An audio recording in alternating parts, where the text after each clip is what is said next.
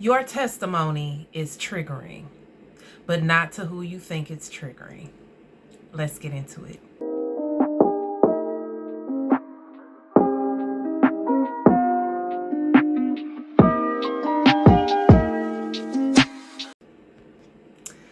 Welcome back to another episode of Unfiltered Truth. This episode, we're talking about our testimony. First of all, your testimony is triggering. And it's not triggering to the people that you think it may trigger. For example, you may be afraid or hesitant to talk about something that you went through that was difficult because you don't want to trigger another person who has experienced that same thing and have them, in their emotions feeling all, raw and uncomfortable and different things like that. You don't want to kind of bring up something that could be a wounded area for someone else. It's like peeling a scab off of a scar or something. It could feel like that. It could feel like, if somebody else has gone through this, I don't know where they are in their healing journey, and I don't know how fresh it is for them, and I don't want to trigger them or make them feel uncomfortable with me sharing the details of my situation. Okay, so you could feel that way, right? But sometimes what happens is that it really depends on the kind of person you are, I think. Because if you're a very caring, empathetic type person, you don't want to hurt people's feelings. And so, what's really crazy is like people will hurt your feelings on purpose all day, any day of the week, because they feel like it. Because that's what they decide they want to do. They want to hurt you. Whether it's vengeance, whether it's revenge, whether it's just petty anger, whatever the case may be, some people are malicious enough to actually want to hurt others. Okay. And the funny thing about that is the people they usually choose to hurt are the people who are empaths, the people who are very empathetic, very caring, very genuine, open, vulnerable. Basically, that phrase about people taking your kindness for weakness, that is a whole real thing. Okay. So sometimes people size you up wrong and they assume that because you're nice and open and generous and caring and all those things, that also means that you're naive, that also means you're weak or what have you. Right. So an interesting dynamic is when an empathic person has gone through a hardship by way of somebody else who chose to be malicious, toxic, cruel, abusive, whatever the case may be. And then when that person heals, it's like they don't want to expose the person who hurt them because they care. Like they have feelings. They don't want that person to feel attacked. They don't want that person to feel like, like a light is being shown on them, or, they don't want to put them on blast, like stuff like that, which is, it's very interesting because these same people who can be very malicious and cruel on purpose, they have no regard for doing the same thing to you, for running you through the mud, making everybody look at you, talk about you behind your back, treat you some type of way to your face. Like they don't have no problem with running it up, and having your name everywhere. They don't care about that. They don't care about how people look at you. They actually get pleasure out of people looking at you in a particular way, the way that they decide they want you to look. And it can be very cruel, very malicious, very just mean. Okay, just mean spirited to even think like that. But people do it. Okay. Now, what's funny is that when a person goes through that type of situation, they're on the receiving end of all of that. And then they come through it and they're on the other side of it where they have done the healing work to cope, to make it through that situation, to really like discern what's valid, what should I really give energy and attention to, and what should I just release because it doesn't serve me anymore, or what have you. Really lean into what God is directing you to do in your life and different things like that. When a person really goes through all of those processes of dealing with all the things that come along with being, I don't even really want to use a victim, but like the word victim, but when they go through the process of surviving malicious behavior from others, they don't want to expose that other person, because they don't really want anybody to feel how they feel. Okay. And so what happens is you hold on to your testimony. You squash it. Not really squash it, but kind of like harbor it. Like just hold on to it and kind of keep it nestled neatly inside of your heart, and only the couple people around you know the truth about what you have gone through, because either they were there to witness it, or maybe they're close enough with you for you to share things in fullness and in totality. Okay. So I've been through a lot of things in my life, and this channel is all about me sharing those experiences and how I moved through them successfully, how I overcame different traumas, different obstacles, challenges, adversity.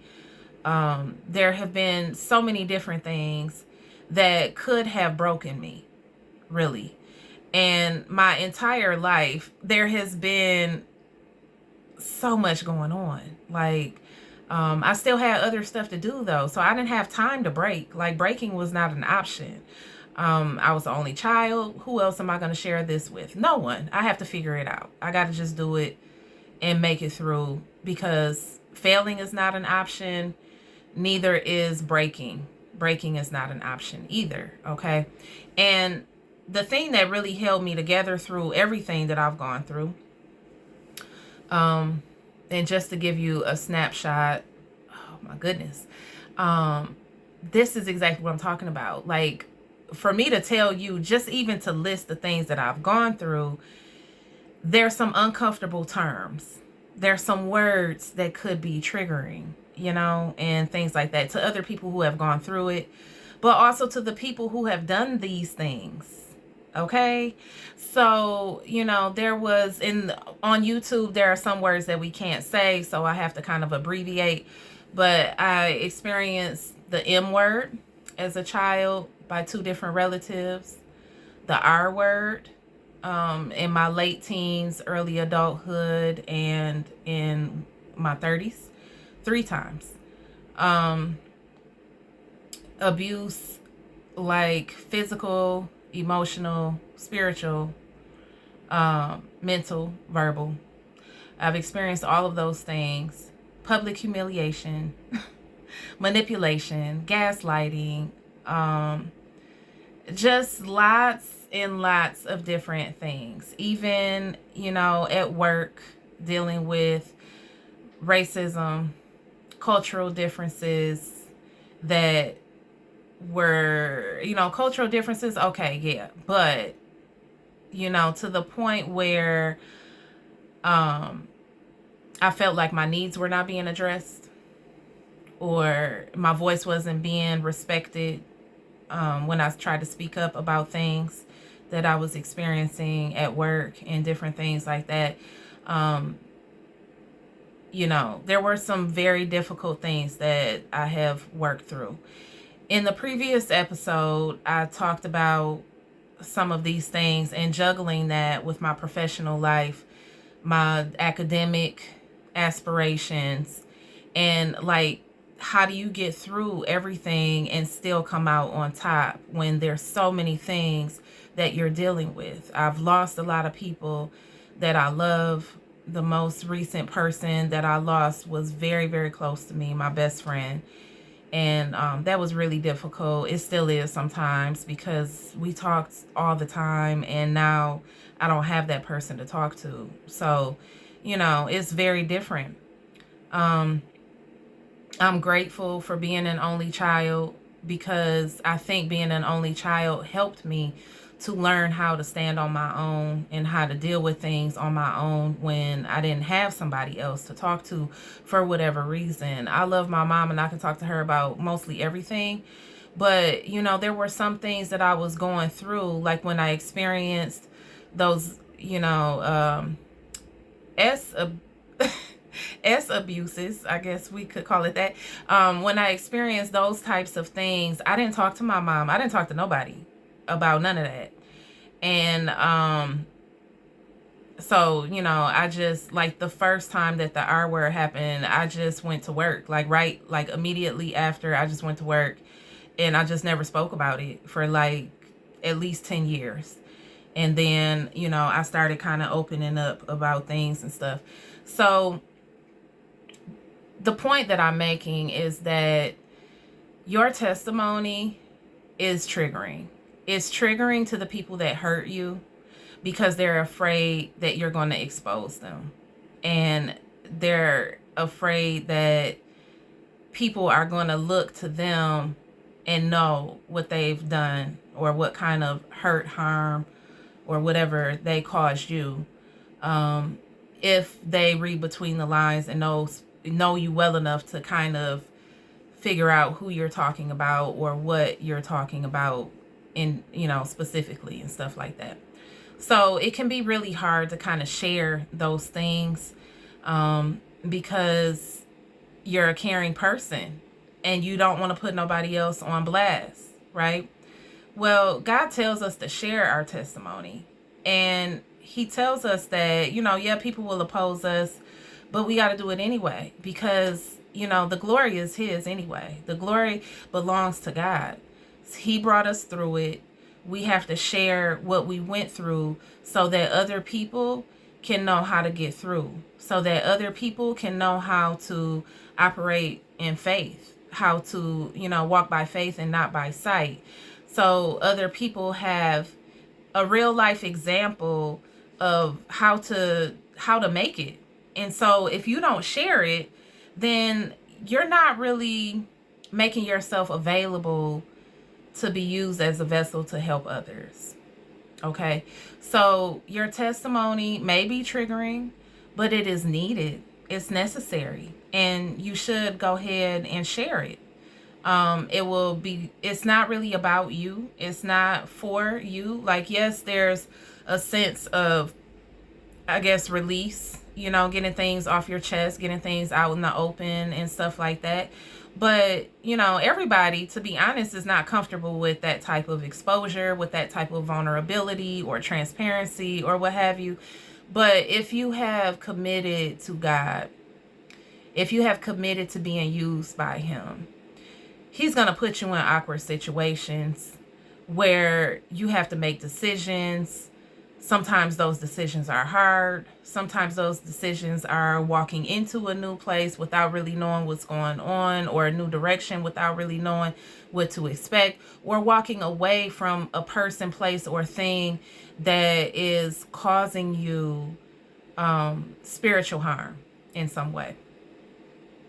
So sharing your testimony is like vital because other people need to hear how to make it through and how to, what their journey, like what to expect in their journey. Maybe they're going through the thing that you've already survived. In my previous episode, I also mentioned a bit about my previous marriage and, the dynamics of that. And so if there is somebody else that's going through that type of a situation where your marriage is not healthy, it's an abusive situation, and you got to try to get out of that thing, and you have kids, you have a job, you have a house, like you have things that are a little bit, complicated to just like up and leave or whatever. That's something that I went through already. So when I share those aspects of my testimony, it could potentially help somebody else. You know, it might not be the exact same situation, but it might be something that I say that could inspire or motivate or even encourage somebody who might be going through one of the darkest times, you know, that you can experience. There is nothing like being in a very unhealthy relationship in the same household with children, especially small children. Like, one of the hardest things is, you know, not letting your babies see you cry or see you upset, because they pick up on all that energy, and it's not fair to them to have to like carry that around, and they're 1 year old, they can't even talk yet, you know, and they feeling all of this tension and stuff in the air, and they feeling it all in you. And you know, people like to fake the funk all the time. They like to have their face looking one way, smiling and hugging everybody or whatever, but on the inside they be broken up. Okay. After a while, it gets so exhausting trying to do that. So, you know, at some point when you decide, okay, this is enough. I just can't. I got to be who I am. I got to keep this real. I got to, you know, just keep it a buck, because it's too draining to try to like maintain a facade when it's a facade. Like, who want to do that? Ain't nobody got time for that. Okay, it's real stuff to do out here that need to get done, and we don't got time to try to like keep a mask on and keep everything looking picture perfect when it's trash. Let's just say it's trash and throw it out. Okay, so I mean, that's a little harsh, but I'm just saying, right? So anyways, like, when you share your testimony, that person who made the situation complicated when it didn't have to be, the person who decided to be malicious, mean, cruel, spiteful, devious, conniving, vindictive, whatever whatever adjective you want to throw in, the person that does that, like, they don't want you to speak anything about them, because they want to keep that hidden, mainly so they can continue on doing the things that they do without being held accountable. Okay. Now, the difference between those types of people who are very malicious and cruel and people who are very empathic is that when you really care about people for real, you know that there are other people that are going through the very same thing that you have already experienced and made it through. Those are the people that compel you to share your testimony, because those are the people that really need it most. There are people that are going through that have no idea where to begin. When you share your story, when you share your testimony, you're like giving a blueprint for, you know, hey, this is one way it can be done. I mean, there's many ways to, I don't even want to say skin a cat because I really like animals, but there's more than one way to skin an apple. There's more than one way to do something, right? And so if you're in an unhealthy relationship, there's so many different dynamics, and there's many different ways to deal with that. Okay, so if I share my testimony, that's just one way. That's just one way that I dealt with that thing. Okay, so it could encourage somebody else to take their first step, or to even consider, like, hey, you know what, this is unhealthy, maybe I should consider doing something different. Sometimes people get so locked into a way of doing things or showing up or being or whatever that they just make do. It's like settling for less. Okay, the bad thing, or I would say the unfortunate thing, is when people settle for less and don't realize that they're settling. For some reason, they get locked into thinking that wanting something more, wanting something better, wanting something that's actually going to bring them joy and happiness is wrong, because it's contrary to what whoever is oppressing you thinks you should have going on in your life. Okay, so of course, a person who is controlling and manipulative. They want to continue to control and manipulate you. So when you speak on how this person attempted this, but that didn't work out because you know who you are, and so you know how to, ask God to guide you and lead you out of situations, you know how to trust, you know how to obey, then, God will bring you out of those situations that are not good for you. That's Him doing it. And so your testimony is expressing how God brought you through a thing or brought you out of a thing. It's really not even about that person. But because that person knows how they treated you, how they mistreated you, how they discarded you, how they manipulated or gaslit you, or whatever the case, okay? They know what they did because they was there, all right? So that person who is set up that way, they want to keep doing what they're doing, and it frustrates them when they can't do that with you. But it makes it even worse when other people become hip and they can't do it to them either, okay? So this type of person who is very manipulative and controlling, they really don't know how to do life any other way because that's the way they've always done it. They wouldn't do it if they felt like they were gonna not get away with it. They do it because they have always gotten away with it. They've gotten their way.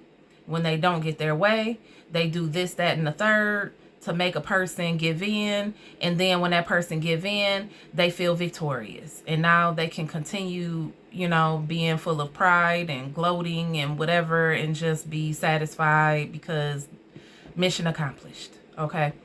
But it's, it's like sometimes as much as we want to, I guess, shield that person, from being identified, when we do that, it's like we hold back the pieces of our story, of our testimony that are the most vital for other people.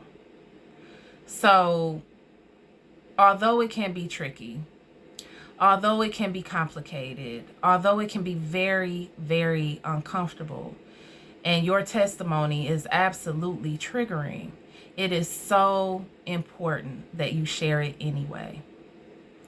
Please, please do the work, heal, and once you do, share how you did it, because somebody needs to hear that. I'll see you all later.